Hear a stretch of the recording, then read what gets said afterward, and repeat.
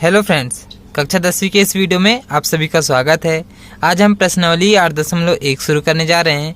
इस वीडियो को शुरू करने से पहले आप इस अध्याय का बेसिक नॉलेज वाला वीडियो जरूर देखें, जिसमें मैंने इस अध्याय के महत्वपूर्ण फॉर्मूलेज, कोणों के मान और आईएमपी प्रश्नों के बारे में बताया है।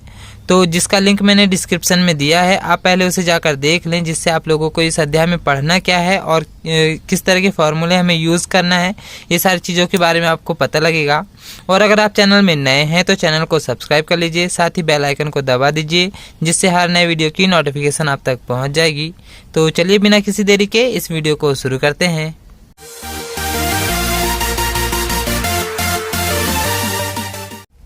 प्रश्न नंबर 1 देखते हैं। यहाँ पर हमें एक त्रिभुज ABC दिया है, जिसमें B जो है समकोण है और AB और BC के मान दिया हुआ है।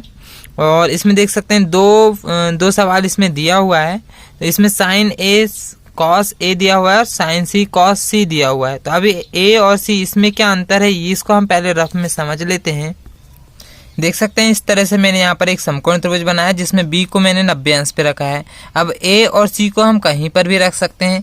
जैसे यदि मैंने A को यहाँ पर रखा और C को यहाँ पे रख रहे हैं, तो ये हो जाएगा हमारा लंब और ये हो जाएगा हमारा आधार। कर्ण चेंज नहीं होगा, कर्ण तो वही रहेगा। यहाँ पर इस तरफ में ये हो गया कर्ण। तो यदि मैंने बोला साइन A का मान ज्ञात करो, तो यहाँ पर होना चाहिए A। यदि इस तरफ में A है, तब हम साइन A कॉस A इसके मान हम निकालेंगे। लेकिन जब साइन C का मान निकालने के लिए बोल दिया, तब इस चित्र को पलटाना पड़ेगा। ये आधार चले जाएगा लंब की जगह में, लंब चले जाएगा आधार की जगह में। मतलब ये चित्र इस तरह से हो जाएगा, ये हो जाएगा लंब और ये हो जाएगा आधार। इस तरफ में आ जाएगा C, तब हम ये वाला मान देखेंगे C का। तब यहाँ पे ये लंब की जगह आ जाएगा आधार और आधार की जगह आ जाएगा लंब। इस तरह से ये चित्र हो जाएगा। तो अब हम इसको अलग से फिर इस तरह से बनाएंगे। ये हो जाएगा हमारा कर्ण और ये हो जाएगा लंब और ये हो जाएगा आधार। B यहीं रहेगा, लेकिन C आ जाएगा यहाँ पे और A आ जाएगा यहाँ पे। इस तरह से ये चेंज हो जाएगा। जैसे यदि यहाँ पर हमें इसका मान के चलो ये 24 दिया है और इसका मान दिया हो 7, तो जब हम इसको पलटाएंगे तो जो लंब है वो आधार में चले जाएगा, जो आधार है वो लंब में चले जाएगा। मतलब ये हो जाएगा 24 और ये हो जाएगा 7। तो इस तरह से बस चित्र को पलटाना है, बस इसी तरह से मेन है। तो आइए प्रश्न नंबर 1 देखते हैं। इस तरह से हमें प्रश्न नंबर 1 में एक त्रिभुज ABC में कोण B 90 अंश दिया है और AB और BC के मान दिए हुए हैं। इस तरह से हम एक चित्र बना ले रहे हैं। अभी हम A और C को कहीं पर भी नाम देकर हल कर लेंगे। यहाँ देखेंगे लंब का मान दिया है 7 और आधार का मान दिया है 24, लेकिन कर्ण का मान हमें नहीं पता। तो सबसे पहले हमारा पहला काम रहेगा कि तीनों भुजाओं के मान ज्ञात करना। तो दो भुजाओं के मान तो पता है, तीसरी वाली भुजा यानी कि कर्ण का मान हमें नहीं पता है। तो हमें पता है कि समकोण त्रिभुज है, तो हम इसमें पाइथागोरस फार्मूला लगा सकते हैं। तो यहाँ पर अब हम सबसे पहले पाइथागोरस फार्मूला लगा रहे हैं। तो कर्ण का वर्ग बराबर लंब का वर्ग धन आधार का वर्ग, ये पाइथागोरस फार्मूला होता है। अब हम यहाँ पर एक एक करके मान रखते हैं। देखेंगे जो कर्ण है यहाँ पर AC, यहाँ पे कर्ण है, तो हम यहाँ रख सकते हैं AC पूरे का वर्ग बराबर जो लंब है, यहाँ पर देखेंगे ये लंब है BC, पहले हम इसका नाम रख दे रहे हैं BC पूरे का वर्ग, प्लस जो आधार है यहाँ पर AB, आधार को दे रहे हैं AB पूरे का वर्ग। तो AC का मान यहाँ पर हमें नहीं पता है, तो AC का मान हम ज्ञात करेंगे। BC का मान यहाँ पर हम देख सकते हैं, BC का मान है 7, तो यहाँ रख देंगे 7 पूरे का वर्ग, प्लस AB का मान है हमारे पास 24, तो यहाँ रखेंगे 24 पूरे का वर्ग। अब हम यहाँ पर वर्ग कर दे रहे हैं। 7 का वर्ग हो जाएगा 49, प्लस 24 का वर्ग होता है 576, और इस तरफ में AC पूरे का वर्ग ये इसी तरह से रहेगा। अब यहाँ पर हम इन दोनों संख्याओं को जोड़ दे रहे हैं। तो 576 और 49 को यदि हम जोड़ेंगे तो ये हो जाएगा 625। इस तरफ में है AC पूरे का वर्ग। यहाँ से हम वर्ग को पक्षांतर करेंगे तो इस तरफ करनी में जाएगा, यानी कि AC बराबर करनी के अंदर 625 हो जाएगा। अब हमें पता होना चाहिए 625 किसका वर्ग होता है। तो 625 जो है 25 का वर्ग होता है, इसलिए यहाँ से करनी 625 हट जाएगी और सिर्फ हम लिख लेंगे 25। तो AC का मान आ गया 25 सेंटीमीटर। अब हमें तीनों भुजाओं के मान पता चल चुके हैं। अब हम यहाँ पर रख दे रहे हैं 25 सेंटीमीटर। अब हमें प्रश्न देखना है कि उसमें हमें क्या क्या निकालना है। इस तरह से प्रश्न में हमें पहला 2 प्रश्न दिए हुए हैं, तो पहले वाले प्रश्न में साइन ए और कॉस ए इसके मान निकालना है और सेकेंड वाले में साइन सी और कॉस सी। तो हम पहला वाला भी करते हैं, उसमें साइन ए और कॉस ए के मान देख लेते हैं। अब हम यहाँ पर पहला नंबर कर रहे हैं साइन ए और कॉस ए। इसके लिए ये जरूरी है कि जहाँ यदि ए दिया हो तो चित्र में यहाँ पर नीचे ए होना जरूरी है। तो यहाँ पर ए है, तो इससे हम सीधे लंब और कर्ण के मान, आधार के मान देख के हल कर सकते हैं। तो अब हम इसको हल कर रहे हैं। पहला देख सकते हैं साइन ए लिखा है, तो साइन का हमें फॉर्मूला पता होना चाहिए। साइन का होता है लंब बटे कर्ण, ये साइन का फॉर्मूला होता है। तो लंब का नाम यहाँ पर हम देख सकते हैं, लंब का नाम है यहाँ पे BC और कर्ण का नाम है AC। तो हम यहाँ पर रख दे रहे हैं, लंब का नाम हो जाएगा BC और कर्ण का नाम हो जाएगा AC। अब यहाँ पर BC का मान हम देख सकते हैं, BC का मान है हमारे पास 7।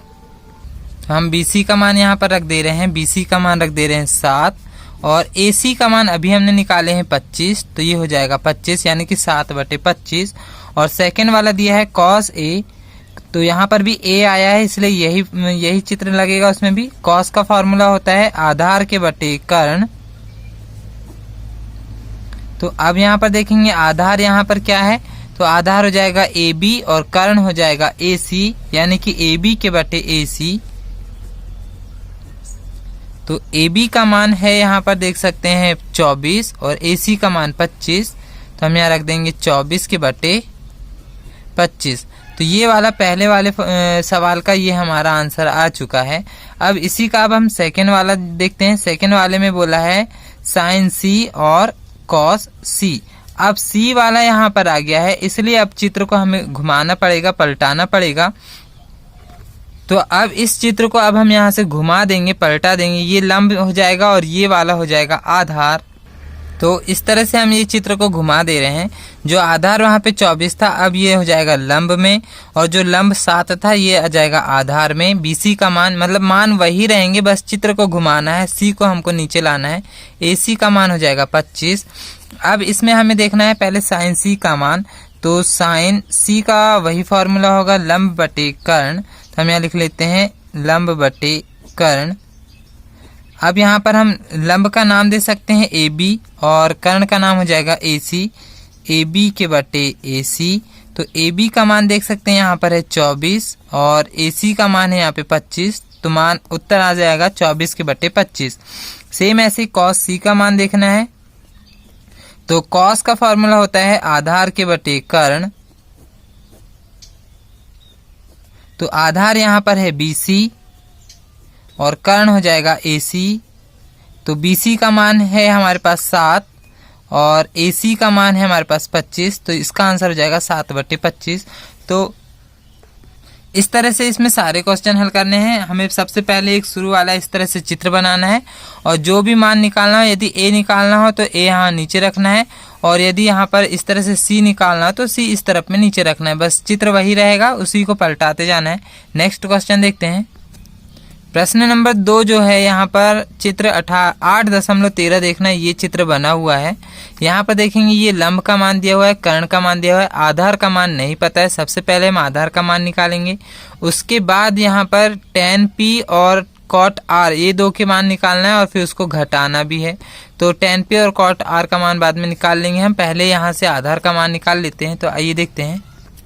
देख सकते हैं जो प्रश्न नंबर 2 है, इस तरह का वहाँ पे एक चित्र बना हुआ है जिसमें PQ का मान हमें दिया हुआ है और PR का मान भी हमें दिया हुआ है। अब यहाँ पे हमें QR का मान नहीं पता है, तो वही हम पाइथागोरस फार्मूला लगा लेते हैं। इस तरह से हमने यहाँ पे पाइथागोरस फार्मूला लिख लिए हैं। यहाँ पर देख सकते हैं जो कर्ण है, कर्ण का नाम है यहाँ पर PR, यहाँ लिख देते हैं PR पूरे का वर्ग बराबर जो लंब है, लंब का मान है यहाँ पर PQ, तो ये PQ का वर्ग हो जाएगा प्लस आधार का नाम यहाँ पर देखेंगे QR है, तो यहाँ पर रख देते हैं QR पूरे का वर्ग। PR का मान है हमारे पास 13 बराबर PQ का मान है 12, और यहाँ पर QR का मान हमें नहीं पता है तो इसको QR पूरे का वर्ग वैसे ही रहने देते हैं। 13 का वर्ग हमें पता है 169 होता है बराबर 12 का वर्ग 144 प्लस QR का मान हमें नहीं पता है। यहाँ से 144 को हम इस तरफ पक्षांतर कर देते हैं तो इस तरफ में माइनस में जाएगा और बराबर में इस तरफ में बचेगा QR का वर्ग। यहाँ पर अब हम 169 में से 144 घटा देते हैं तो यहाँ बचेगा 25 बराबर में है QR का वर्ग।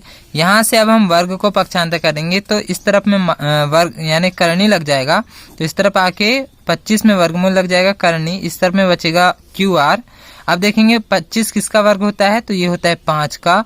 इसका मतलब QR का मान आ चुका है 5 सेंटीमीटर। तो अब हम यहाँ QR की जगह में रख दे रहे हैं 5 सेंटीमीटर। अब हमें क्या मान निकालना है, अब वो हम प्रश्न में देखते हैं। देख सकते हैं अब हमें यहाँ पे tan P का मान देखना है और cot R का मान देखना है और फिर दोनों को घटाना है। तो यहाँ पर तो P आया है और इस तरफ में R आया है, तो दोनों के चित्र अलग रहेंगे, ये अब हमें ध्यान देना है।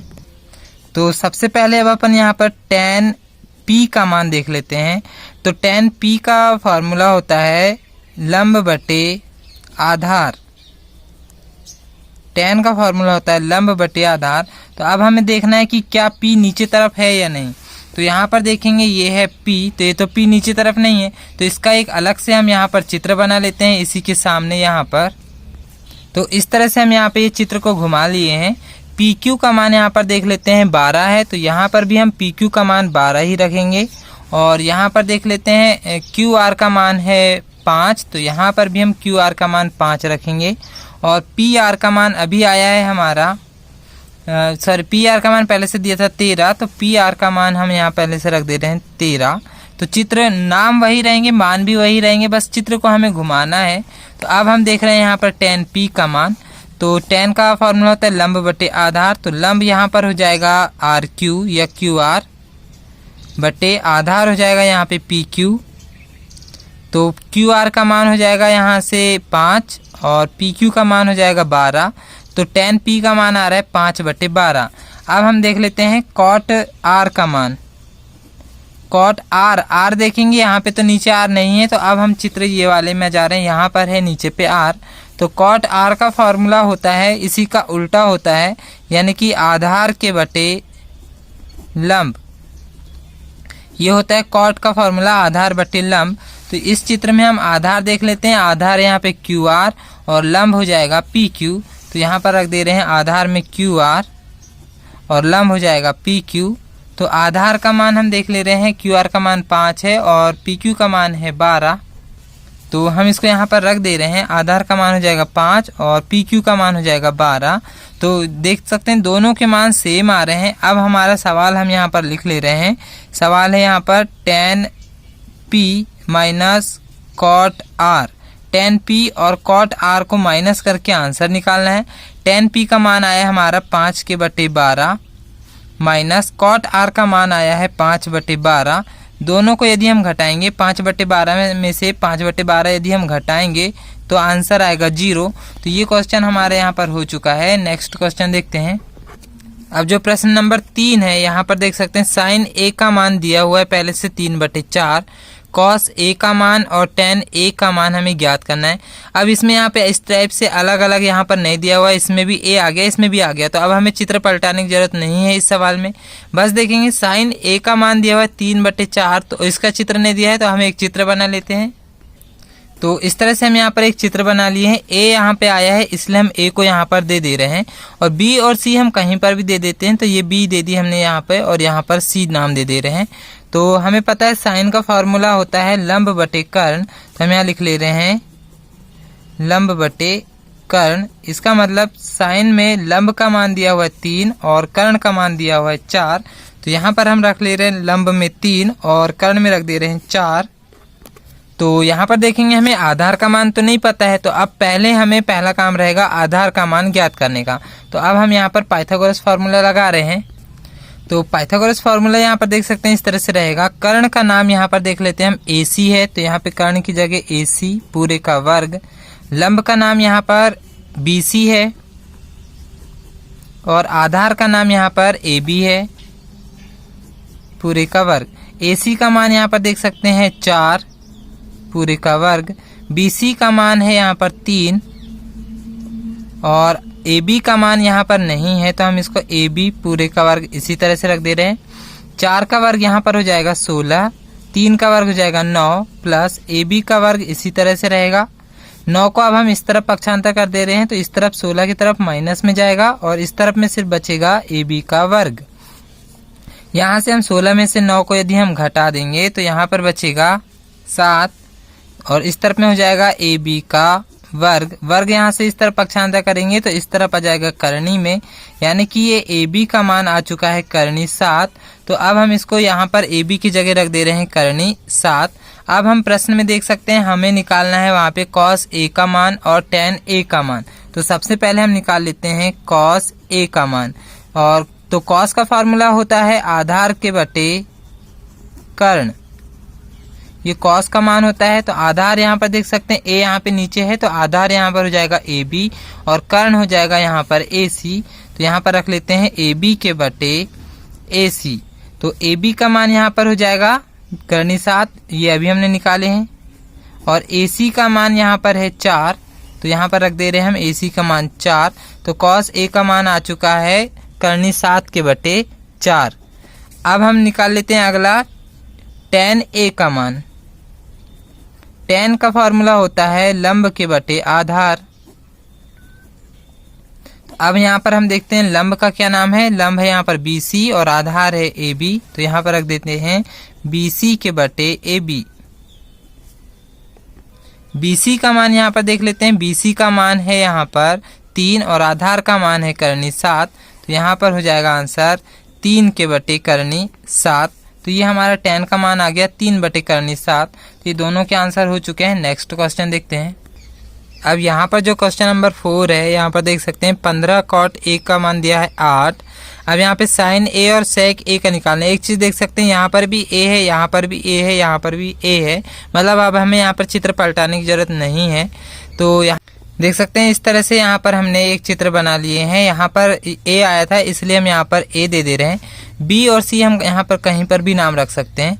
हमने B और C यहाँ दे दिए। यहाँ पर 90 अंश का कोण रहेगा।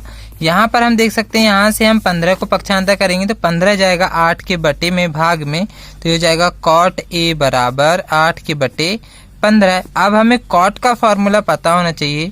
तो cot का फॉर्मूला होता है आधार के बटे लंब। तो यहाँ पर हम लिख ले रहे हैं आधार के बटे लंब। तो अब यहाँ से हम चित्र में मान रख देते हैं। आधार का मान पता चल गया हमें 8 और लंब का मान पता चल गया 15। तो ये मान पता चल गए। अब यहाँ पर देखेंगे कर्ण का मान हमें नहीं पता है, यानी कि AC का मान नहीं पता। तो अब कर्ण का मान निकालने के लिए हम यहाँ पर पाइथागोरस फार्मूला लगा लेते हैं। तो इस तरह से यहाँ पे कर्ण का वर्ग बराबर लंब का वर्ग प्लस आधार का वर्ग, यहाँ हमने फार्मूला लगा लिए। कर्ण का नाम यहाँ पर देख लेते हैं AC है कर्ण का नाम। लंब का नाम यहाँ पर हो जाएगा BC और आधार का नाम यहाँ पर हो जाएगा AB पूरे का वर्ग। यहाँ पर AC का मान देख सकते हैं, AC का मान नहीं है हमारे पास, तो ये AC का वर्ग इसी तरह से रहेगा। BC का मान है हमारे पास 15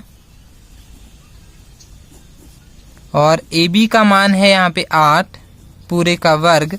15 का वर्ग यहाँ पर कर दे रहे हैं हम। 15 का वर्ग जाएगा 225 प्लस 8 का वर्ग हो जाएगा 64। इस तरफ में AC का वर्ग इसी तरह से रहेगा। यहाँ पे हम 225 और 64 को यदि हम जोड़ देंगे तो यहाँ पर 289 हो जाएगा। इस तरफ में बचेगा AC का वर्ग। यहाँ से अब हम वर्ग को पक्षांतर करेंगे तो वर्ग इस तरफ जाके करने लग जाएगा 289 के। अब यहाँ पर हम देखेंगे 289 जो है ये किसका वर्ग होता है। तो 289 यहाँ पे 17 का वर्ग होगा। तो हम यहाँ लिख सकते हैं AC बराबर 17 सेंटीमीटर। तो 289 करनी हटा के यहाँ पर हम 17 लगा देंगे। अब हम यहाँ पर देख सकते हैं AC का मान भी हमारा आ चुका है 17। अब हमें प्रश्न में जो मान निकालना हो अब हम उनके मान निकाल सकते हैं। तो अब हमें यहाँ पे sin A और sec A के मान ज्ञात करना है। तो यहाँ पर अब हम sin A और sec A के मान निकाल लेते हैं। तो अब हम यहाँ पर sin A का फॉर्मूला लगा रहे हैं। तो sin A का सूत्र होता है लंब के बटे कर्ण। तो लंब यहाँ पर देख सकते हैं, लंब है हमारे पास BC। तो यहाँ पर हम रख सकते हैं BC के बटे कर्ण का नाम है यहाँ पर AC। तो ये हो जाएगा AC और BC का मान है हमारे पास 15 और AC का मान हो जाएगा यहाँ पे 17। तो ये आंसर आ चुका है हमारा 15 के बटे 17। इसी तरह से हमें सेक का भी मान निकालना है, सेक ए का। तो सेक का सूत्र होता है कर्ण के बटे आधार। तो कर्ण का नाम तो यहाँ पर है AC और आधार का नाम है यहाँ पर AB। इसका मतलब AC का मान हो जाएगा 17 और AB का मान हो जाएगा 8। तो सेक A का भी मान हमारा आ चुका है। तो इस तरह से ये दोनों मान भी निकल चुके हैं। अब हम नेक्स्ट क्वेश्चन देखते हैं। अब जो हमें प्रश्न नंबर 5 दिया हुआ है, यहाँ पर हमें सेक थीटा का मान, इसको पढ़ते हैं थीटा, इसका मतलब भी यहाँ पर कोण है। तो इसका मान दिया है 13/12 और इसमें अन्य सभी त्रिकोणमितीय अनुपात ज्ञात करना है। सेक को छोड़ के सभी पूरे अनुपात यहाँ पे अभी हमें ज्ञात करना है। तो अब हम यहाँ पर देख सकते हैं सेक थीटा का मान हमें दिया हुआ है 13/12 और यहाँ पर हम इस तरह से एक चित्र बना ले रहे हैं। यहाँ थीटा आया है, इसलिए हम यहाँ पर किसी भी तरह से नाम देकर यहाँ कोण में यहाँ पर थीटा दे सकते हैं। अब यहाँ पर हमें एक चीज़ पता होनी चाहिए, सेक का क्या मान होता है। तो सेक का मान होता है कर्ण के बटे आधार। तो यहाँ पर अब हम सेक की जगह यहाँ रख ले रहे हैं कर्ण बटे आधार। अब देखेंगे कर्ण का जो मान रहेगा हमारा 13 हो जाएगा और आधार का मान यहाँ पर हो जाएगा 12। अभी यहाँ पर हमें लंब का मान नहीं पता है, तो फिर से वही हम पाइथागोरस फार्मूला लगाएंगे और लंब का मान निकालेंगे। तो इस तरह से हम पाइथागोरस फार्मूला रख ले रहे हैं। यहाँ पर कर्ण का नाम हो जाएगा AC, लंब का नाम यहाँ पर हो जाएगा BC और आधार का नाम यहाँ पर हो जाएगा AB। अब हम यहाँ पर मान रख ले रहे हैं। AC का मान है हमारे पास 13, BC का मान है हमारे पास, यहाँ पे BC का मान नहीं पता है, BC को इसी तरह से रहने देंगे। AB का मान है हमारे पास 12 और पूरे का वर्ग लगाएंगे। यहाँ पर अब हम देख सकते हैं 13 का वर्ग होता है 169 169। BC का मान नहीं पता है। 12 का वर्ग होता है 144। यहाँ से हम 144 को इस तरफ पक्षांतर कर लेंगे तो 144 इस तरफ जाके माइनस में जाएगा, तो 169 माइनस 144 तो बराबर में बचेगा BC का वर्ग। यहाँ पर देखेंगे 169 में से 144 को यदि घटाएंगे तो यहाँ बचेगा 25 और बराबर में लगाएंगे यहाँ पर BC का वर्ग। तो अब हम यहाँ से वर्ग को पक्षांतर करेंगे तो वर्ग इधर आके करनी लग जाएगा। यहाँ पे ये कोष्टक नहीं लगाना है, तो इधर पे लग जाएगा 25 और उसमें लग जाएगा करनी, इधर पे बचेगा सिर्फ BC। तो यहाँ पे देखेंगे जो 25 होता है 5 का वर्ग होता है, इसलिए वर्गमूल से हट जाएगा और यहाँ पे बचेगा 5, यानी कि BC का मान हमारा आ चुका है 5 सेंटीमीटर। तो अब हम यहाँ पर BC की जगह रख दे रहे हैं 5 सेंटीमीटर। तो अब हमें यहाँ पे सभी फॉर्मूले या सभी मान निकालना है त्रिकोणमितीय अनुपात के। तो अब हम सबसे पहले साइन से स्टार्ट करते हैं। तो इस तरह से साइन थीटा का मान होता है लंब के बटे कर्ण। तो लंब है वहाँ पर BC और कर्ण है यहाँ पे AC। तो लंब का मान है हमारे पास 5, तो हम यहाँ पर रख दे रहे हैं 5 और AC का मान है हमारे पास 13। तो इस तरह से साइन का मान आ चुका है 5/13। कॉस का यहाँ पर देखेंगे AB के बटे AC यानी आधार बटे कर्ण होता है, तो AB बटे AC हो जाएगा। तो AB का मान है हमारे पास 12 और AC का मान है 13। इस तरह से ये 12/13 हो जाएगा। tan का मान देखेंगे लंब बटे आधार होता है, तो BC बटे AB वहाँ पे चित्र में नाम है। तो BC का मान है हमारे पास 5 और AB का मान है हमारे पास 12। तो इसका आंसर हो जाएगा 5/12। इसी तरह से अब हम कॉसेक थीटा का निकाल लेते हैं। तो कर्ण बटे लंब इसका फॉर्मूला हो जाता है, साइन का उल्टा होता है ये, इसलिए कर्ण बटे लंब हो जाएगा, यानी कि AC के बटे AB हो जाएगा, उसी का उल्टा, यानी कि 13/5 हो जाएगा। सेम ऐसे अब सेक का निकालते, तो सेक का तो प्रश्न में सवाल में ही दिया हुआ था हमें इस तरह से। तो अब हमें सेक का निकालने की जरूरत नहीं, सेक का मान 13/12 पहले से दिया हुआ है। अब हम सीधे निकाल ले रहे हैं कॉट का। तो कॉट होता है tan का उल्टा, यानी कि tan का मान है लंब बटे आधार, तो इसका हो जाएगा आधार बटे लंब, यानी कि AB के बटे BC। तो इसका मान हो जाएगा 12/5। तो ये हो गया 12/5। देख सकते हैं हमने सभी इसके अनुपात निकाल चुके हैं। तो ये क्वेश्चन भी यहाँ पर हो चुका है। अब ये वीडियो काफ़ी बड़ा हो चुका है, तो अब हम इसको पार्ट 1 नाम दे रहे हैं। इसके अगले पार्ट में हम प्रश्न नंबर 6, 7, 8, 9 और 10 तक के सभी प्रश्नों को हल करेंगे। और इसका जो प्रश्न नंबर 11 है ये तो सत्य असत्य वाला है, तो ये आप लोग खुद से कर सकते हैं। तो इस वीडियो को पूरा देखने के लिए आप सभी का धन्यवाद।